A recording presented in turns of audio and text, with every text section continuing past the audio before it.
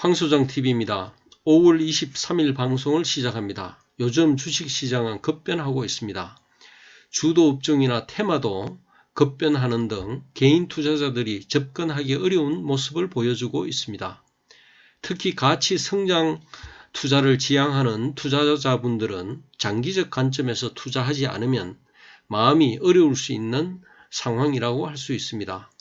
실적이 크게 개선되고 중장기 전망도 양호한 반도체, 2차 전지 등 관련주들이 주가의 급등락을 보이고 있습니다. 참으로 종잡을 수 없는 시장 상황이라고 할 수 있습니다. 이에 최근 뚜렷한 실적 개선과 중장기 전망이 양호하나 급등락을 보이고 있는 포스코 강판을 중심으로 적정 주가 평가와 투자 지표를 분석해 보았습니다. 투자에 참고하시기 바랍니다. 그러면 적정 주가 평가 모형에 의한 현 주가 상황과 세계적 투자가들이 활용했던 투자 지표를 살펴보도록 하겠습니다. 포스코는 지난 분석 때보다 더욱 실적이 개선되어 철강주의 대장주답게 가치 관점에서 70% 이상의 상승 여력이 있고 성장 관점에서는 200% 이상의 상승 여력이 있는 것으로 나왔습니다.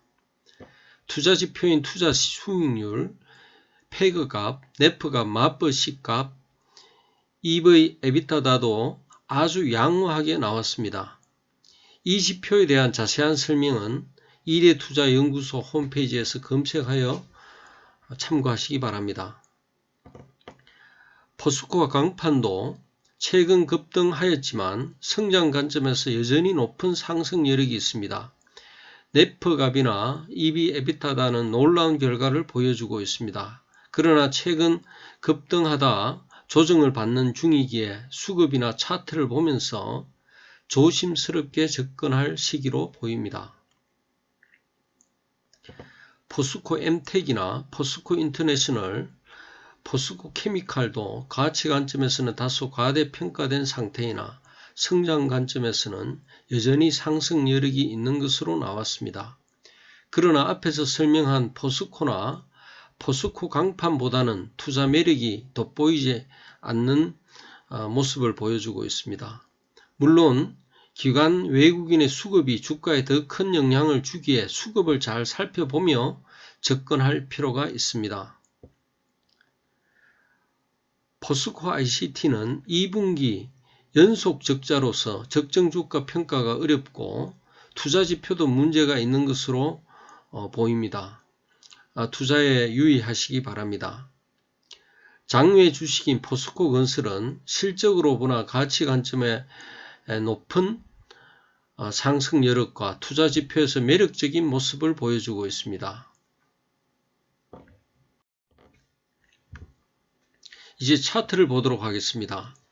포스코의 월간 차트를 보면 포스코 주가는 중국 경제 성장이 세계 시장을 주도하던 2007년에는 76만원 하던 때도 있었습니다.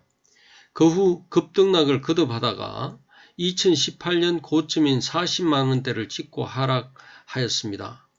2020년 3월 저점인 14만원대를 찍고 상승 추세를 보이고 있습니다. 최근 전고점 40만원대를 돌파하는 듯 하다가 40만원대가 저항대가 되어서 조정을 받고 있는 상황입니다.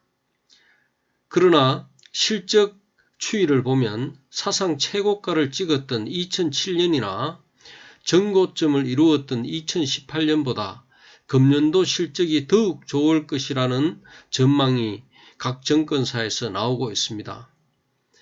이를 감안할 때 40만원 전후의 저항 라인을 조만간 깰 가능성이 높다고 보여집니다. 미국 등 세계 경제 동향이나 주식시장의 흐름을 보면서 장기적 관점에서 접근하면 좋은 결과가 있지 않을까 합니다. 포스코의 일간 차트를 보면 현재 주가 위치는 급등하던 주가가 41만원대를 찍고 조정받고 있지만 중장기적 관점에서 보면 앞에서 설명한 대로 현재 실적뿐만 아니라 2, 4분기 실적과 또 하반기에도 최고의 실적을 거둘 것으로 전망되고 있으므로 긍정적인 측면에서 접근할 필요가 있다고 보입니다. 포스코 강파는 최근 사상 최고가인 84,000원을 찍고 조정 중에 있는 급등주의 하나입니다. 워낙 급등한 종목이라 매수에 나서기는 어렵지만 20일 이평선 지지 여부를 확인하고 접근하면 좋겠습니다. 경기 민감주인 철강업종의 향방이나 앞에서 살펴본 철강주의 대장주 격인 포스코의 주가 방향이 잡히는 것을 보고 이 종목에 대해서 접근해야 할 것으로 보입니다. 앞에서 설명한 대로 포스코 엠텍이나 포스코 인터내셔널, 포스코 케미칼의 적정 주가 평가 결과나 투자지표 분석 결과가 포스코나 포스코 강판보다는 돋보이지 않아 차트 분석은 생략합니다.